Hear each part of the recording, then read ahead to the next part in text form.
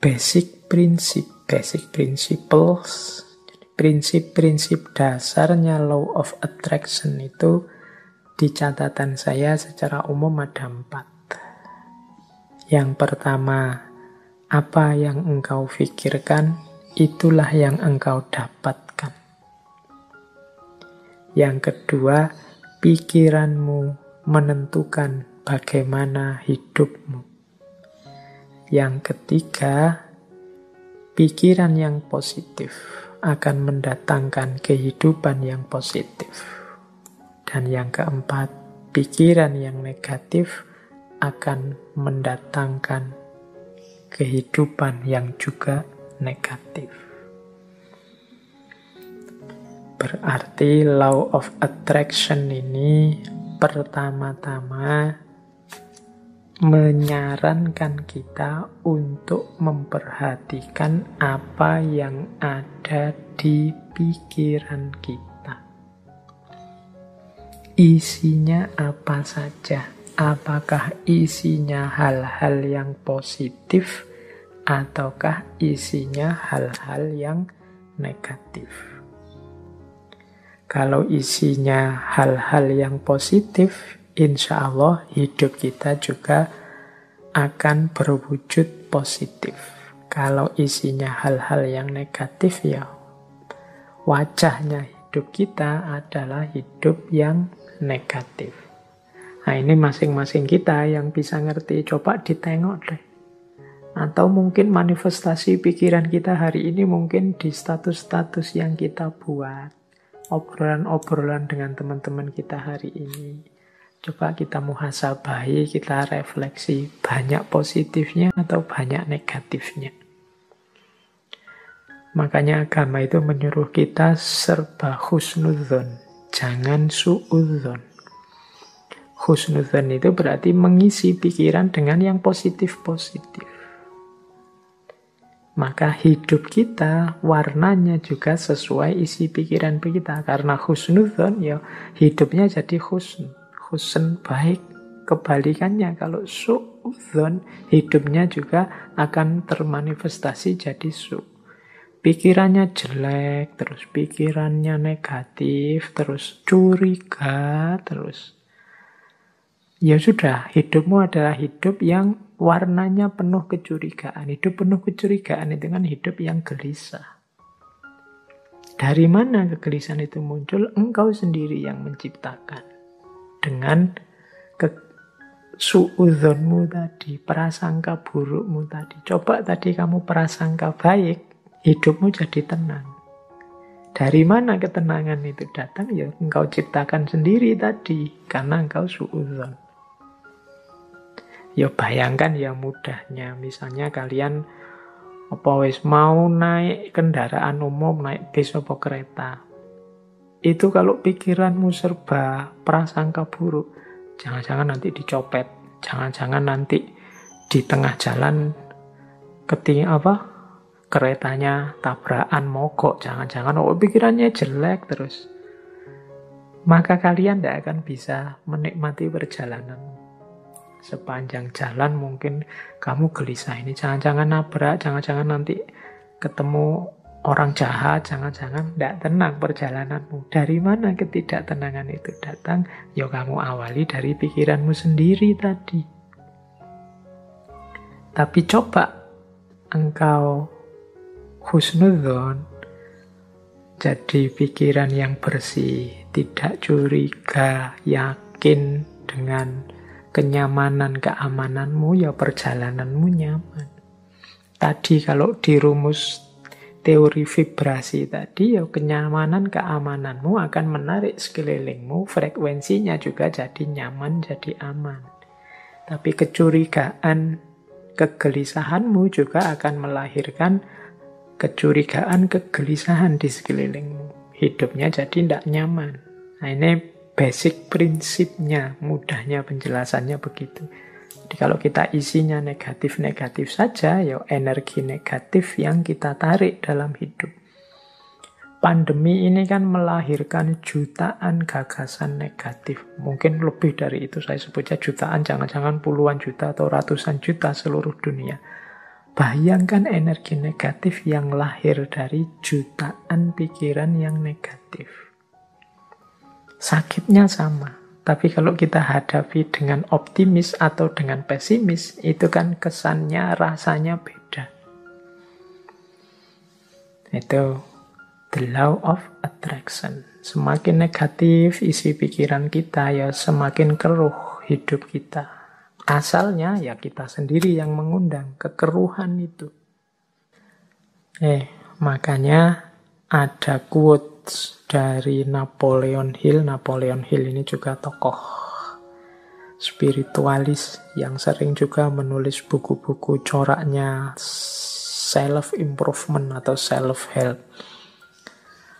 Dia bilang begini, keep your mind fixed on what you want in life, not on what you don't want. Ini beliau ngasih tips. Simpanlah di kepalamu, isi saja dengan apa yang engkau inginkan, bukan apa yang tidak engkau inginkan.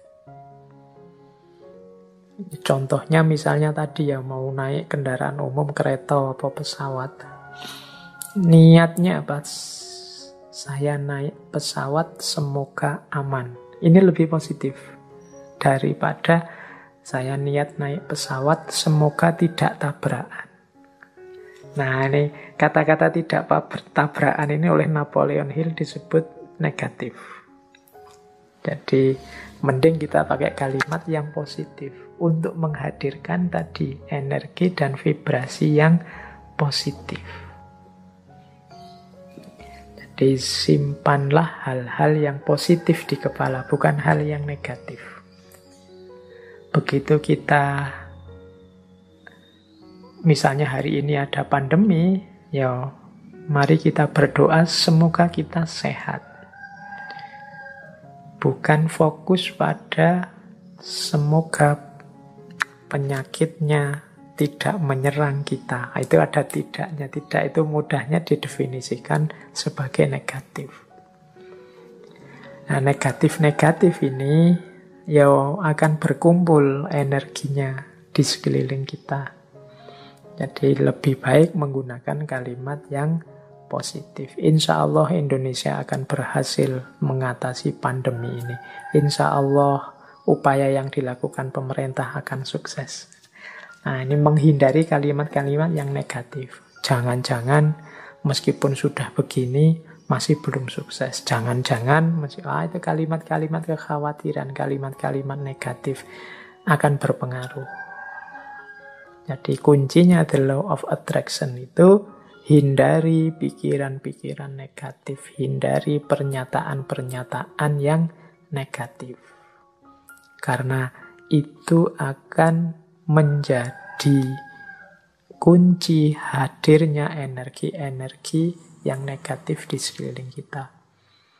Itu ada quote juga yang saya bawa dari Henry Ford. Teman-teman mestinya kenal tokoh ini. Ini berhubungan dengan otomotif ini. Henry Ford. Ada quote yang terkenal sekali dari Henry Ford ini. Whether you think you can or you can't, either way you are right. Apakah engkau menganggap dirimu mampu atau tidak, dua-duanya benar. Kita akan sering menggunakan kalimat-kalimat yang mengekspresikan ketidakmampuan diri.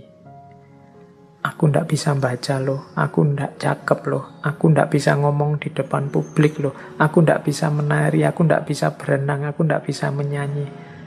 Ya sudah, karena kita sendiri deklarasi kita ndak bisa, ya akhirnya ya kita memang ndak bisa. Padahal kalau mau kita bisa kok. Saya ndak bisa Pak ngomong di depan orang banyak, jadi ya iso. Cuma karena sudah merasa ndak bisa, ya selesai dengan ketidakbisaanmu. Saya ndak bisa Pak kalau harus menyanyi itu, saya menyanyi itu trauma sekali. Mungkin ya bisa, kalau kamu mau belajar tetap bisa. Semua orang mungkin ya bisa nyanyi. Cuma ya karena ndak mau saja, akhirnya ya memang ndak bisa beneran. Wah, matematika itu saya ndak bisa Pak. Wah, filsafat itu apalagi Pak, puyeng saya ndak bisa. Ya sudah, engkau menganggap ndak bisa, ya engkau ndak bisa. Kalau kamu percaya engkau bisa, pasti engkau juga bisa. Jadi whether you think you can or you can, either way you are right. Kamu anggap dirimu bisa, ya benar. Kamu anggap dirimu tidak bisa, ya benar. Karena tadi terlanjur kamu anggap dirimu tidak bisa, ya sudah, berarti kamu memang tidak bisa. Padahal sebenarnya kalau kamu sadar bahwa engkau bisa, ya sebenarnya engkau bisa. Saya matematika tidak bisa, Pak. Sebenarnya ya engkau bisa, tapi engkau menolak untuk bisa saja. Saya bahasa Inggris itu tidak bisa, Pak. Ya jan-jane ya iso, cuma kamu menolak saja untuk bisa. Kalau mau belajar pasti bisa.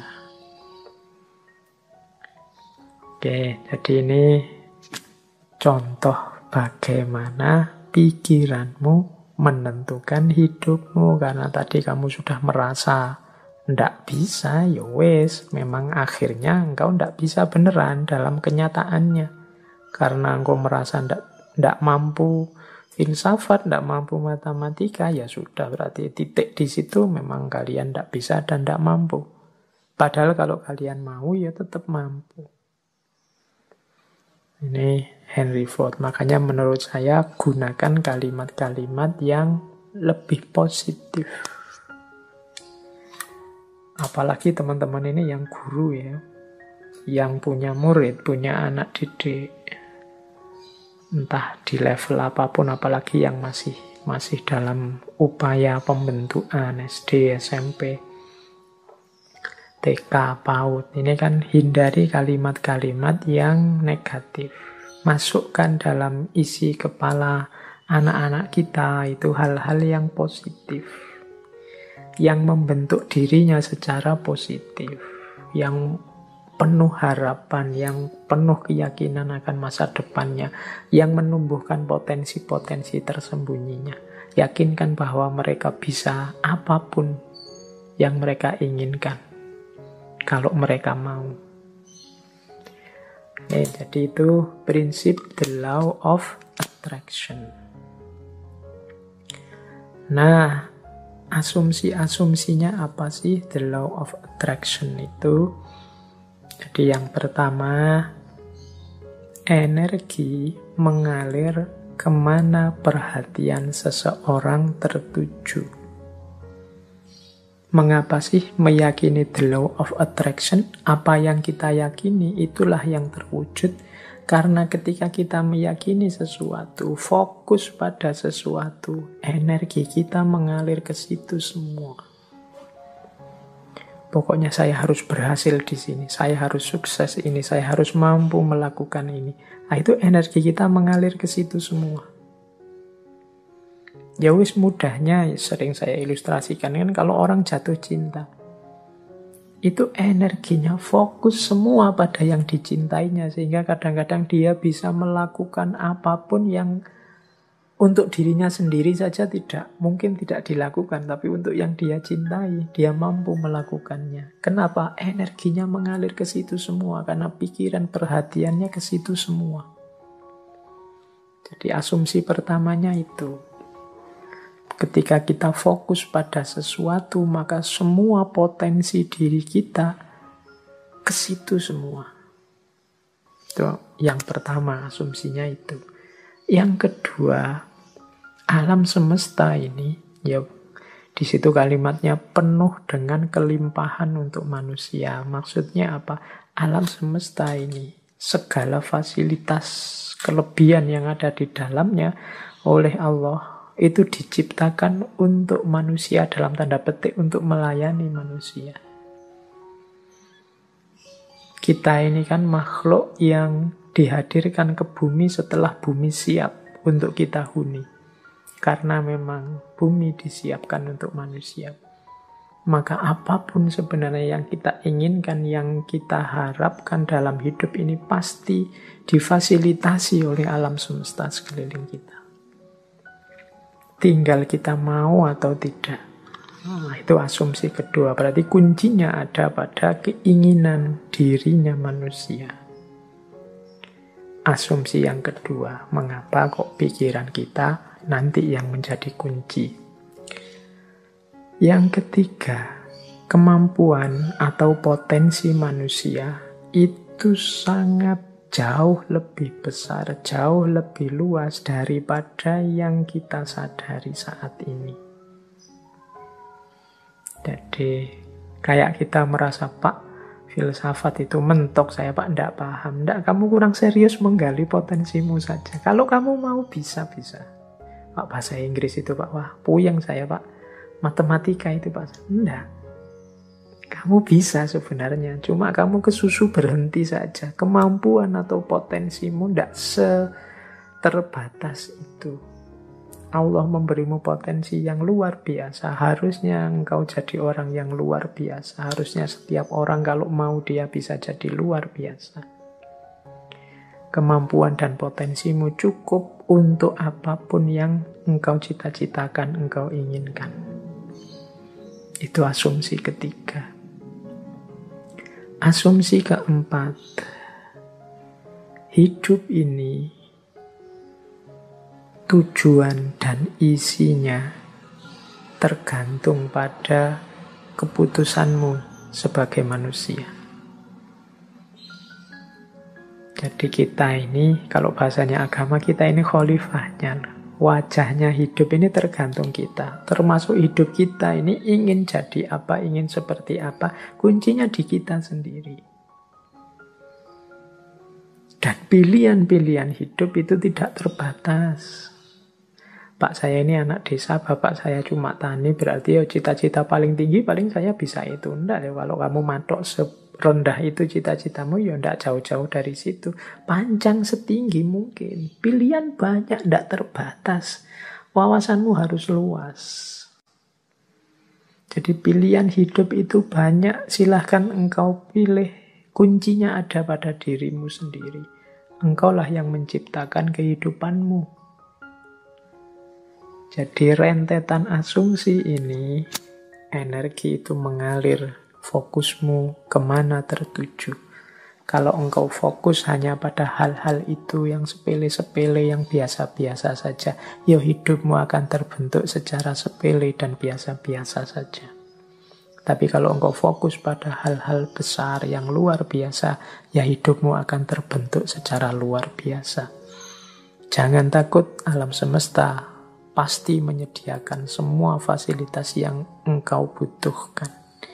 Kuncinya hanya ada pada dirimu, mau atau tidak, siap menggali kemampuanmu sendiri atau tidak, berani memilih, memutuskan atau tidak. Apapun yang engkau putuskan, engkau pasti mampu mewujudkan dan alam semesta akan membantumu dan energimu akan fokus ke sana untuk melahirkannya. Ini asumsinya dari The Law of Attraction. Nah, sekarang prosesnya. 6 langkah menuju The Law of Attraction tadi. Caranya bagaimana sih Pak? Biar yang saya inginkan kemudian benar-benar terwujud. Biar yang tadi saya niati akan saya wujudkan benar-benar hasil. Nah, ini ada 6 step, ya ini dari berbagai sumber tentang The Law of Attraction. Yang pertama adalah mintalah apa yang engkau inginkan. Kalau dalam agama minta ini kemudian wujudnya jadi doa. Atau mungkin dalam bahasa yang berbeda kadang orang pakai kalimat mimpilah. Beranilah bermimpi. Kalau orang minta saja tidak berani, mimpi saja tidak berani, ya bagaimana dia mencapai tujuan-tujuan besar? Alah Pak, saya ini orang desa, ya sudah. Cuma cukup seperti ini saja saya sudah senang, ya sudah, hidupmu akan hanya sampai level itu. Yang engkau inginkan memang di level itu saja. Padahal kalau engkau mau, engkau bisa minta yang lebih tinggi, menginginkan yang lebih tinggi. Inginkanlah. Jadi mintalah itu sama seperti inginkanlah apapun yang engkau inginkan yang besar-besar. Kalau sudah menginginkan, sudah minta, jangan lupa, percayalah bahwa yang engkau inginkan itu akan terjadi.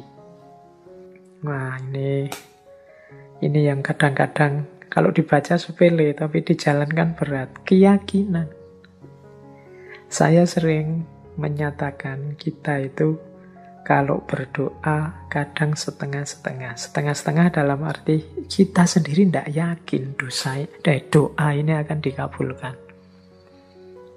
Jadi wong kita sendiri tidak yakin bahwa keinginan kita akan terkabul. Ya wes, tidak akan wujud wong kita sendiri tidak yakin. Kalau kita yakinnya 50%, ya wujudnya mungkin ya hanya 50% nanti buahnya. Jadi ini bagian dari the law of attraction adalah keyakinan kita, kemantapan hati kita. Saya Pak nanti pasti bisa dapat jodoh yang cantik, yang kaya, yang macam-macam. Tapi terus kamu sendiri yang mementahkan. Tapi apa ya mampu ya Pak, wong saya itu hanya orang desa, wajahku ya pas-pasan gini. Ya mesti raiso Pak. Ya sudah, kamu sendiri pesimis gitu ya tidak akan wujud. Engkau sendiri yang mementahkan doamu, engkau sendiri yang mementahkan keinginan-keinginanmu. Ya alam semesta sekelilingmu, kemampuan potensi besar dalam dirimu yang tidak akan keluar. Kamu sendiri tidak yakin. Kalau engkau yakinnya 50%, ya keluarnya 50%. Jadi yang kedua, percayalah, yakinlah bahwa apa yang engkau minta pasti akan terwujud. Nah yang ketiga ini siapkan dirimu untuk menerima kesuksesan sebagaimana yang engkau minta. Ya kan? Yo kalau engkau minta, Pak, saya punya tujuan lulus kuliah yang paling cepat. Saya ingin lulusnya saya paling awal dengan nilai paling tinggi. Lalu kamu harus menciptakan dirimu sejak sekarang sebagai orang yang siap sebagai mahasiswa yang lulus tercepat terbaik. Kalau engkau bercita-cita punya, kayak tadi ya, meskipun artifisial, punya istri cantik, punya istri kaya, punya istri luar biasa, ya bersiaplah ciptakan dirimu sebagai orang yang pantas punya istri cantik, kaya, dan lain sebagainya. Jadi di antara tandanya bahwa engkau yakin akan terkabul itu engkau siap-siap untuk menerimanya. Lah kalau engkau tidak siap menerimanya, ya dia tidak akan hadir. Siapkan lahir batinmu untuk menerima anugerah terkabulnya doamu. Tapi kalau engkau tidak siap lahir batin, itu ibaratnya wadah. Kalau engkau minta diberi air, misalnya, ya siapkan mangkok yang bisa menampung air. Kalau engkau minta diberi beras, ya siapkan kantong yang bisa menampung beras, kan itu. Lah kalau engkau tidak siapkan kantongnya, tidak siapkan mangkoknya, air dan beras itu mau ditaruh di mana, ya dia akan lewat begitu saja dalam hidup. Jadi yang ketiga, siapkan dirimu untuk menerima. Mungkin engkau pernah berdoa, sebenarnya doamu itu kabul, tapi engkau tidak siap menerima. Sehingga anugerah itu lewat begitu saja. Teman-teman mungkin pernah dengar cerita atau membaca cerita ya, satu ketika ada banjir, kemudian ada orang yang naik ke atas genteng, menunggu datangnya pertolongan. Dia berdoa, ya Allah, semoga selamatkanlah aku dari banjir ini. Kemudian tiba-tiba datang tim SAR membawa perangkat untuk penyelamatan. Dia mau menyelamatkan dia tidak mau. Enggak, saya menunggu Allah langsung yang menyelamatkan saya, bukan tim SAR. Silahkan lewat saja. Kemudian tim SAR lewat begitu saja, dia tidak mau. Sampai hari berikutnya juga begitu. Tim SAR balik lagi, dia tetap tidak mau. Menunggu langsung pertolongannya Allah. Akhirnya dia meninggal. Wong yo ndak cepet-cepet ditulungi.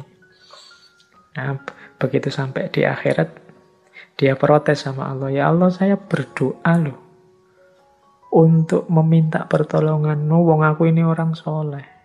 Kok engkau ndak datang-datang menolongku? Terus Allah jawab, lah aku kirimkan tim SAR pertama, tim SAR kedua, tim SAR ketiga. Itulah mbok anggap pertolongan dari siapa? Ya ternyata dia ndak siap untuk menerima pengabulan doanya. Baik, yaitu ilustrasi kasarnya. Yang ketiga, bersiaplah tadi ya menerima terkabulnya doa. Jadi yakin, percaya, dan siap. Yang keempat, kalau bahasanya the law of attraction, visualisasikan. Jadi untuk mendukung semua itu, hidupkan dalam pikiranmu, hidupkan dalam imajinasimu, hidupkan dalam batinmu. Ketika doa itu dikabulkan, terus menerus. Jadi bayangkan keberhasilan itu dalam pikiranmu. Jadi ini untuk membantu fokus tadi. Kalau dalam agama seandainya berdoa ya untuk membantu biar doanya lebih mantap sepenuh hati. Itu hadirkan keberhasilan yang engkau inginkan dalam pikiranmu, dalam imajinasimu. Terus yang kelima, jadi visualisasikan. Yang kelima, bersyukurlah terhadap apa yang engkau miliki saat ini. Nah, yang kelima ini sehubungan dengan situasimu saat ini, syukurilah. Kalau bahasanya agama, kalau engkau bersyukur ya nanti akan ditambah. La in syakartum la azidannakum. Jadi kalau engkau bersyukur, aku tambah. Orang yang menerima situasi hari ini adalah orang yang siap untuk menerima anugerah selanjutnya. Tapi orang yang tidak terima situasi hari ini, ya dia tidak akan bisa menerima anugerah selanjutnya. Wong dia masih belum puas dengan situasi hari ini. Berarti dia kan masih sibuk dengan yang saat ini. Hidup itu kan, kalau bahasa Al-Quran, fa'idha farohta fansob, kalau sudah tuntas ini ganti yang selanjutnya. Kalau kita sudah puas dengan yang sekarang, berarti kita siap menjemput yang selanjutnya. Kalau kita menerima anugerah-anugerah hari ini, berarti kita siap untuk ditambah lagi anugerah selanjutnya. Kalau kita masih belum puas dengan yang sekarang, ya tidak akan ditambah, wong kita belum puas. Yang sekarang berarti belum beres. Masih kita keluhkan, masih kita komplain, masih kita protes. Jadi yang kelima, jadilah pribadi yang bersyukur. Jadi pribadi yang tidak mudah mengeluh, pribadi yang tidak komplain melulu. Jadi saya terima ya Allah situasi hari ini. Mungkin ini karena perbuatan-perbuatanku. Mungkin ada yang baik, ada yang buruk tadi ya. The law of cause and effect itu. Saya syukuri yang baik-baik. Dan aku mohon selanjutnya berikan aku. Nah itu namanya siap menerima anugerah selanjutnya. Dan yang terakhir, untuk mencapai tujuan dari yang kita inginkan, menurut the law of attraction tadi, rencanakan dan usahakan langkah-langkah untuk menarik apa yang engkau inginkan. Orang yang pikirannya fokus pada keinginannya, sangat serius pada cita-citanya, itu pasti dia tidak diam saja. Jadi kelihatan. Jadi bukan orang yang minta terus tidur.